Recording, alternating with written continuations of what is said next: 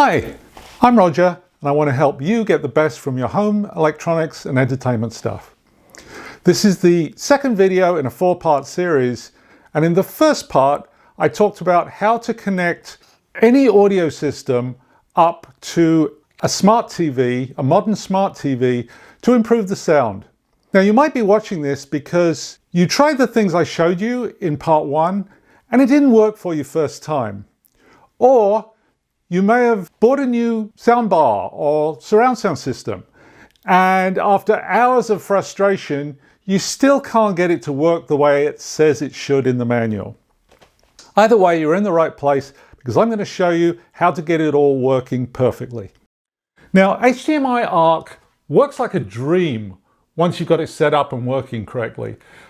The remote control for the TV controls the audio just as if it was internal to the TV. The volume control works, the mute works, and the on-off works. So you just pick up the remote, turn it on, and the whole system is just working. Unfortunately, HDMI ARC can be a little finicky to get working in the first place. When I hooked up this TV to this system, it all worked perfectly first time. I was lucky.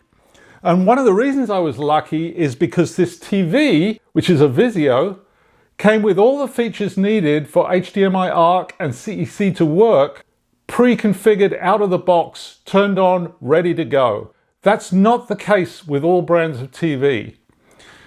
I'm going to use this TV to show you what to do if you're trying to use HDMI ARC, but either the sound or the volume control doesn't work. On this TV, you get to the settings menu by pushing the button with a little gear wheel on it. Now, if you've had your TV for a while, or it's an open box item, or you bought it used, then it's best to update the software and do a full factory reset. Those things can be found in the admin and privacy menu, and you scroll down and you see it says here, check for updates and reset to factory settings. If it's a brand new TV out of a sealed box, you can skip this step. I disabled the CEC and ARC setting on this TV so that I could show you how to turn them on. First, you push the little gear wheel on the remote to get to the settings menu, and then you scroll down to System. The CEC setting is hidden. You have to scroll down and then it appears. There it is. And now I can turn on CEC. It's disabled right now. I'll turn it to enabled and the music will start.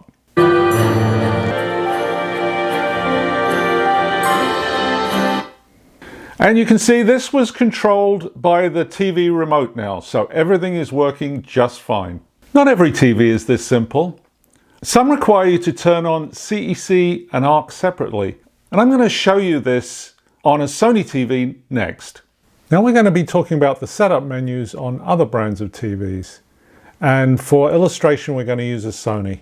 Now, if you plug an audio system into this Sony straight out of the box, unlike the Vizio, which had all of the features needed turned on by default, the Sony has them turned off. So you're going to have to go to the menus to get your audio system to work. Just to add some residual confusion, most TV manufacturers label CEC and ARC with their own brand name, which is crazy unhelpful. Sony's is Bravia Link, or sometimes Bravia Sync. Samsung's name is AnyNet Plus.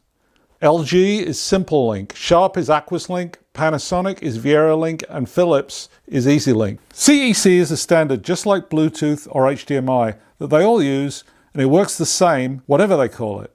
To figure out how to turn on CEC for your brand of TV, you can pause this video and take a screenshot and try using this cheat sheet. Or you can Google, how do I turn on CEC, and then put in your brand. On this Sony TV, we first have to navigate to the settings menu. Now in this case, I have to find Bravia Sync. And I find Bravia Sync here under external inputs.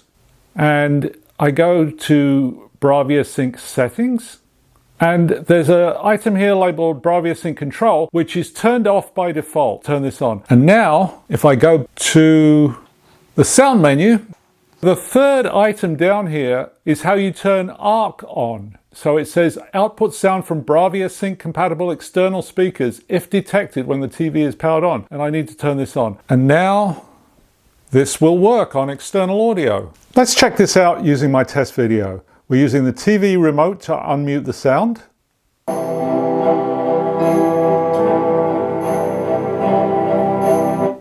And the sound is great and the TV remote works exactly as it should.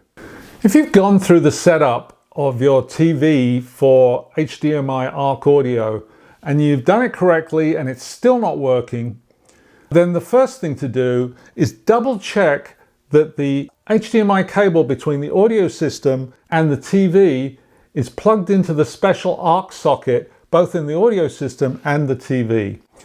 The TV is often against a wall or in a cabinet, and same with the audio system, which is very, very hard to see.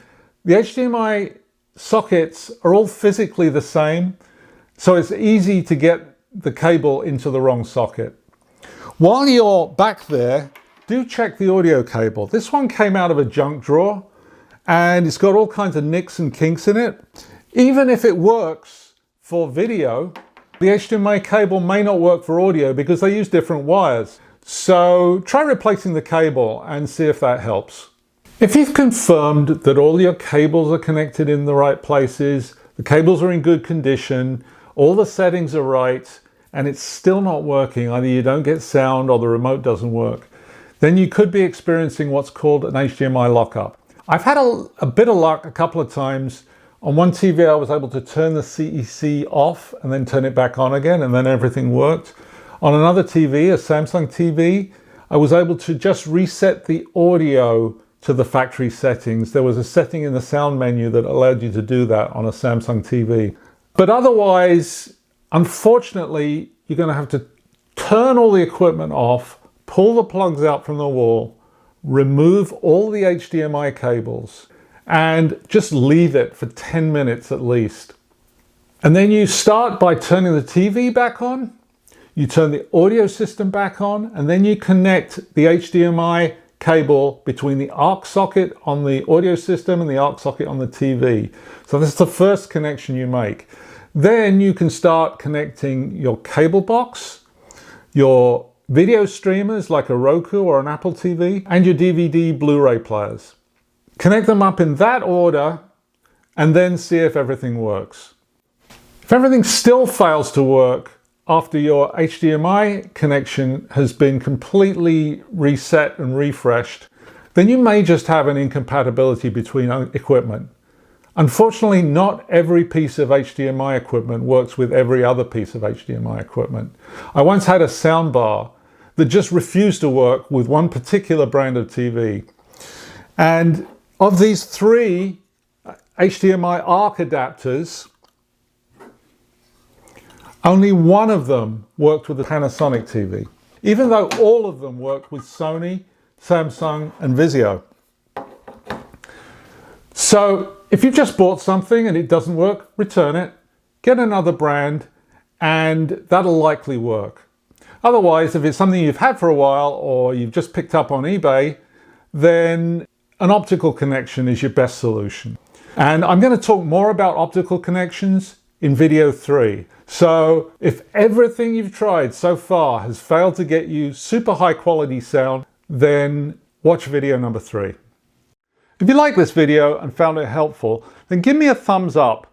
If you want to see future video guides from me, then please click on subscribe and you'll be notified of new videos. If you need to buy any of the cables or adapters that I mentioned today, look under the description and click on the More, and you'll see links to the products that I've covered in this video.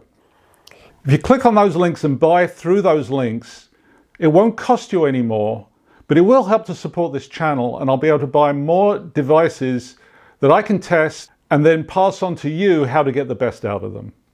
Well, that's all I had for today. Thank you so much for watching.